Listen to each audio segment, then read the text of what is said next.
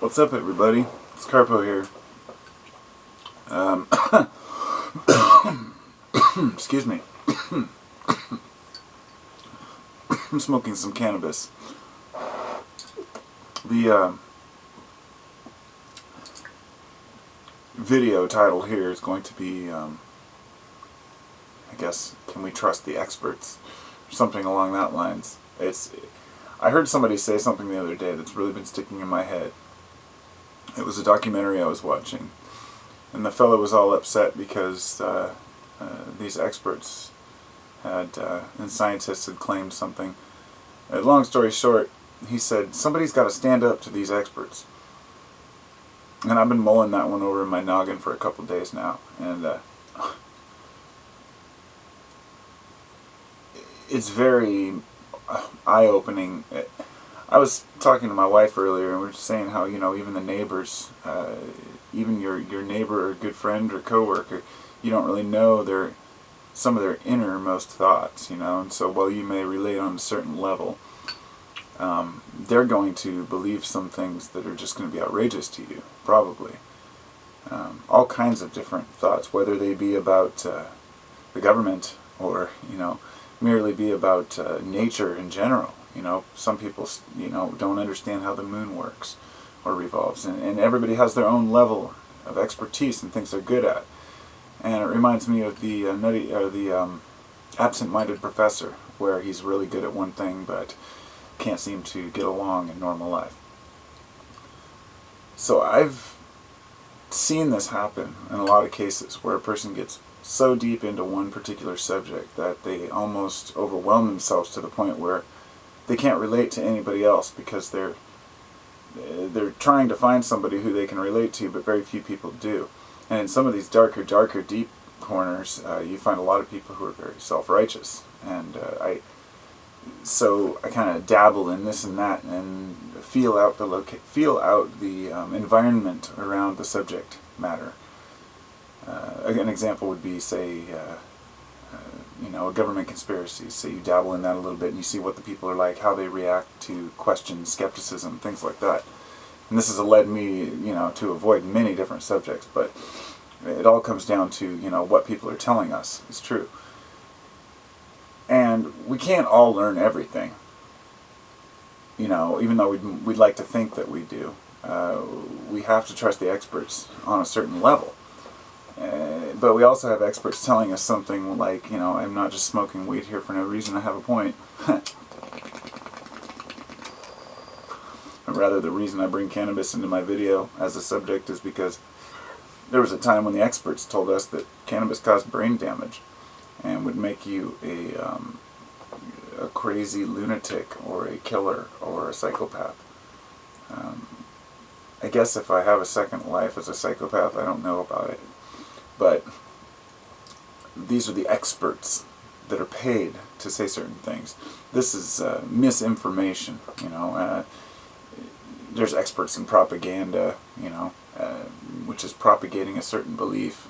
And that's, propaganda was extended to, they used that widely during the World War I and II, to say, we need to defend ourselves against this danger.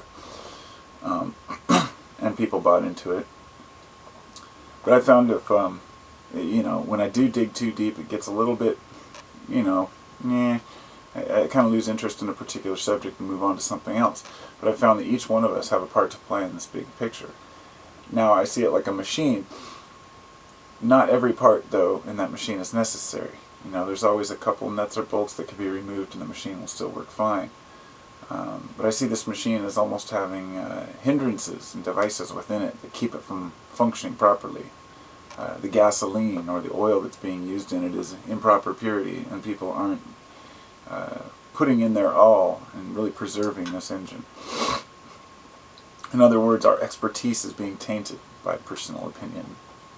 And we tend to believe what suits us. One thing I found is that folks tend to believe whatever scientific evidence they choose, and the rest of it is considered propaganda, misinformation, or the person's a shill.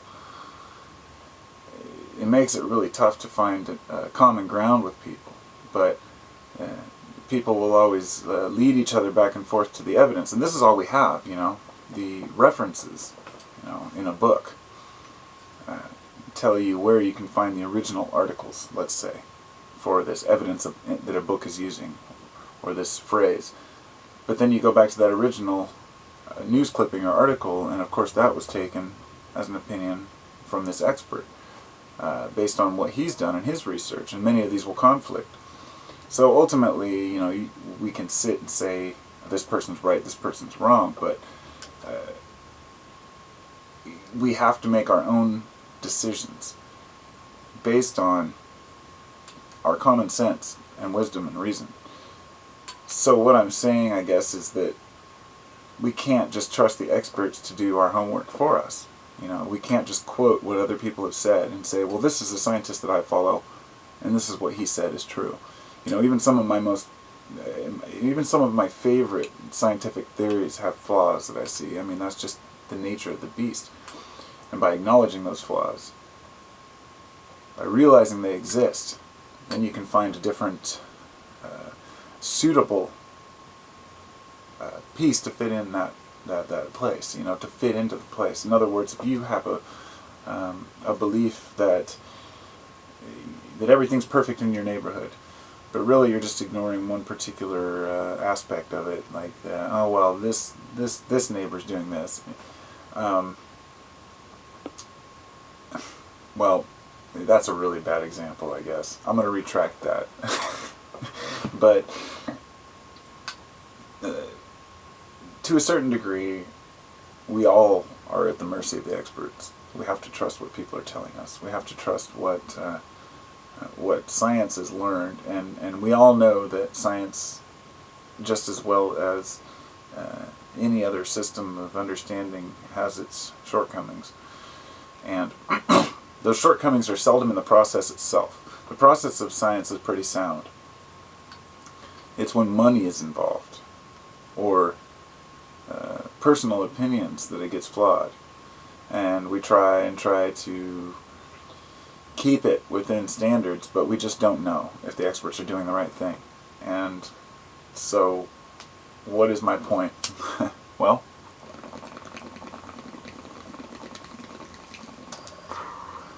my point is this: if we sit back on the couch and watch TV all day, and then read some news articles at the end of the day, and let the experts do the thinking for us, we're going to be steered in the completely wrong direction. We don't know. Maybe as a collective, or we can't agree on what a right direction is.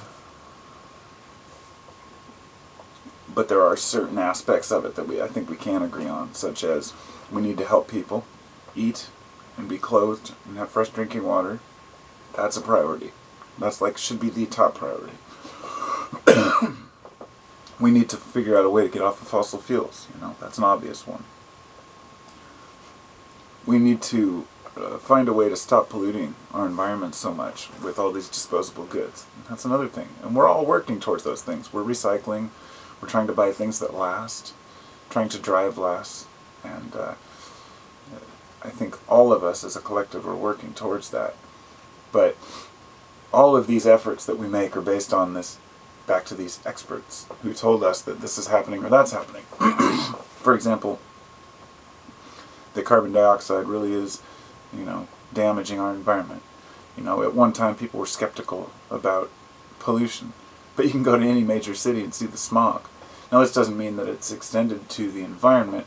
From what I understand, automobile traffic is actually lesser than farm animals. It's lesser than even volcanic or natural activity or methane releases.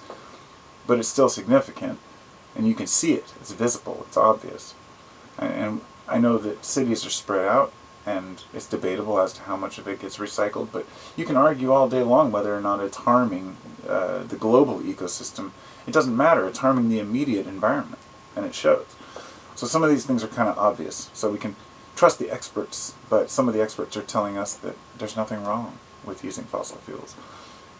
These are the experts that we use our wisdom to realize that they're full of shit.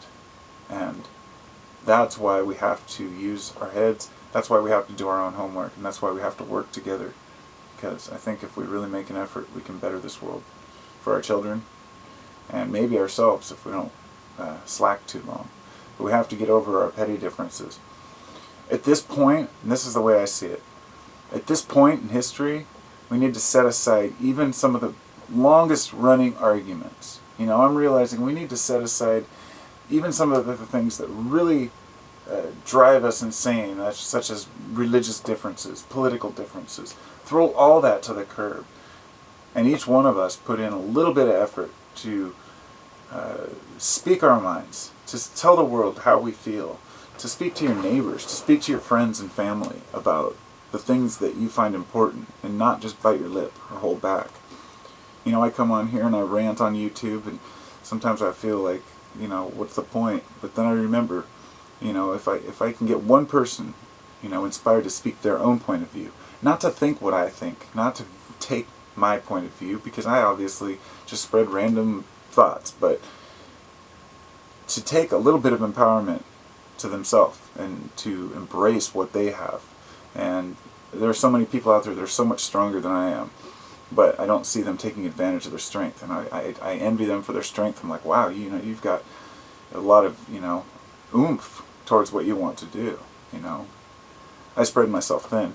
I have a lot of subjects, but that we need those people with that oomph, because those people become the experts that really tell us the truth about what's going on. But we need multiple experts because we have multiple subjects, and you are the expert.